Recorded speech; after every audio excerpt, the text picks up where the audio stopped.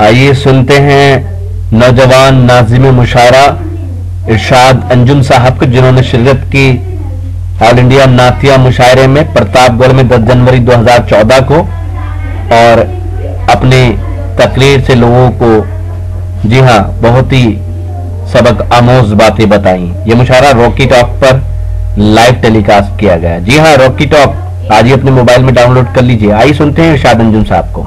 پوری دنیا میں کم و بیش 1,24,000 انبیاء کرام کو اللہ رب العزت نے ہمارے آقا سے پہلے بھیجا، مگر وہ تمام انبیاء کرام کی ایسی شان نہیں ہے جیسے ہمارے اور آپ کے آقا محمد رسول اللہ صلی اللہ علیہ وسلم کی شان۔ اللہ کے رسول صلی اللہ علیہ وسلم کی پیدائش سے 1000 سال قبل یمن کی سرزمین کا ایک بادشاہ تھا، اس کا نام تھا قبہ حمیری۔ اس کا مشن سکندر اعظم کے جیسا تھا، وہ چاہتا تھا کہ ہم پوری دنیا پر فتح حاصل کریں۔ وہ نکلا اپنے بچے کو ایک سب بھیجا ہے، سب سے خود جنگ لڑنے کے لیے نکلا۔ ادھر سے بہت ایسا واقعہ بتا رہا ہوں جو بہت مشکل سے آپ پہنچے۔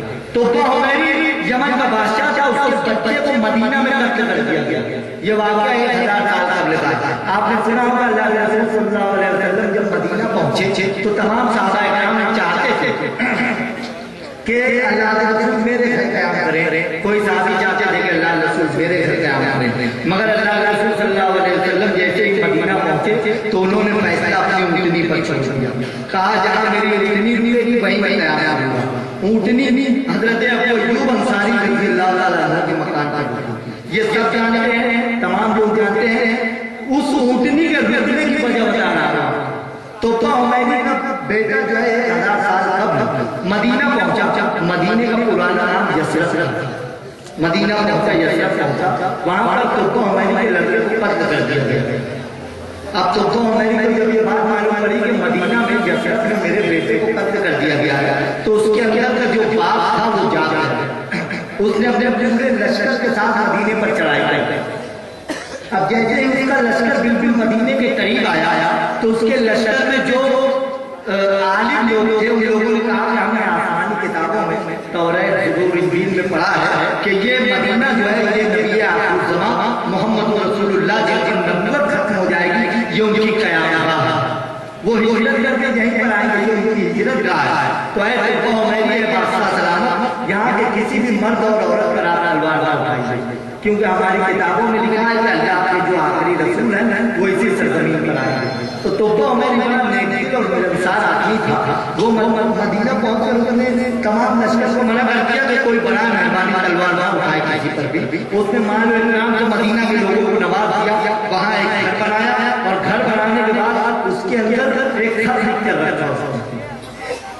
وہ خط پر نے لکھا، یا اخی صالح محمد رسول اللہ، اے میرے صالح بھائی محمد رسول اللہ، اگر میں آپ کے دور میں ہوتا تو آپ کا ہمیں ذات ہوتا، یعنی آپ کا اچھا ذات بھائی ہوتا۔ نصری لائن 2-3 اس نے لکھنے کے بعد نیچے 4 مصرے ہمارے آقا کی شان میں لکھے تھے۔ یہ کسی نبی کو مقام حاصل نہیں ہے کہ وہ دنیا میں 1000 سال بعد آئے گا اور 1000 سال پہلے اس کی شان میں مصرے لکھے جا رہے ہیں۔ یہ ہمارے اور آپ کے آقا کی شان ہے۔ 1000 سال پہلے قبہ حمیری نے خط میں لکھا تھا، اے محمد رسول اللہ صلی اللہ علیہ وسلم، اگر میں آپ کے دور میں ہوتا تو آپ کا چہرے آئینہ دیکھ کر اپنی زندگی گزار دیتا، اگر میں آپ کے دور میں ہوتا تو آپ کے قدموں کو دھو کر اس کا پانی پی لیتا۔ یہ 4 مصرے اس نے لکھے تھے۔ جب اللہ کے رسول مدینہ منورہ پہنچے، اتنی حضرت ابو ایوب انصاری کے مکان پر رکی، سرکار مکان میں داخل ہوئے، سرکار عالم نے کہا ہے ابو ایوب لاؤ وہ خط دو میرے صالح بھائی۔ وہی خط اللہ کے رسول صلی اللہ علیہ وسلم کو حضرت ابو ایوب انصاری نے دیا جو 1000 سال پہلے قبہ حمیری نے دیا۔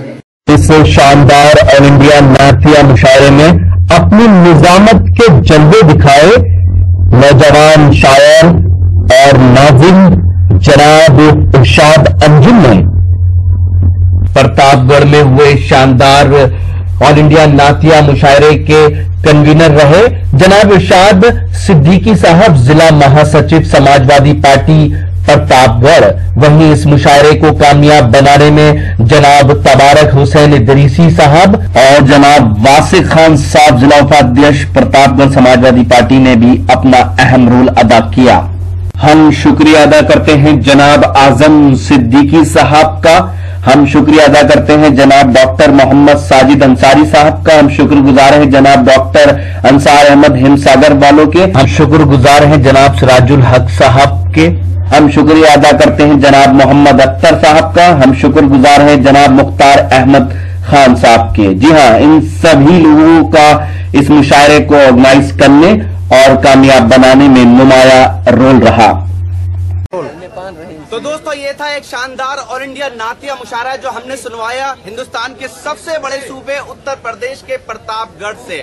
और ये मुशायरा था नातिया मुशायरा। माह मुबारक रबी अव्वल चल रहा है और इस माह मुबारक में समाजवादी पार्टी के जिला महासचिव प्रतापगढ़ के जनाब इरशाद सिद्दीकी साहब ने इस मुशायरे और उनके दोस्त अहबाब ने इस मुशायरे को मुनक्किद किया।